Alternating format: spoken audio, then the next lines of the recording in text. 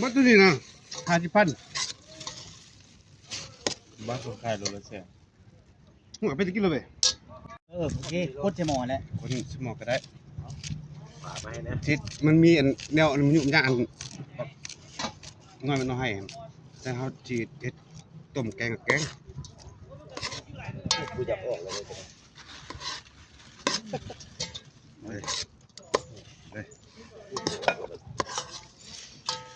ตัวสักสุดก้อยหอย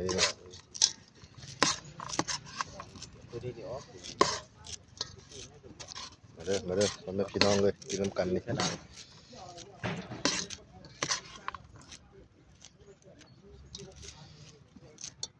จางเข้มนี่เข้าใจหรือเปล่า เอาเลยได้ตอนมีไฟผ่านแล้วก็ล้างก่อนล้างไว้ยัง ธรรมดามันบดตะคูด เกลือเป็นแห้งไปแล้ว เจ้าก็บอกวะ แต่ละส้มฟองมากินกับกุ้ง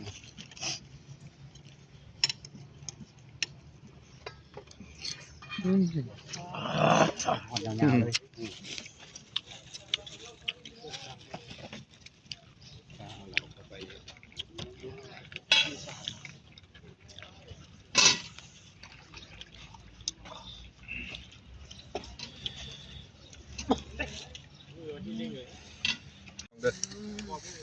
ก้อยกุ้งผักนั้นทำง่ายๆเลย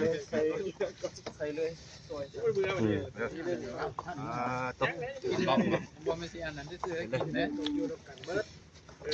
หอมใส่ดิซื้อเสีย บดใส่เพี้ยใส่ปีแซ่บหมดครับ ใส่ที่บี้วะบี้คือทำนั่นแหละ ขาวพ่อแม่พี่น้องเลย เพี้ยบดใส่ก็ได้มันจะกระนั้นแมงวันที่ต้อม อันเบอร์เขาบอกใส่กันได้พี่เฮ็ดเจียวเอาเลยไว้จำเอา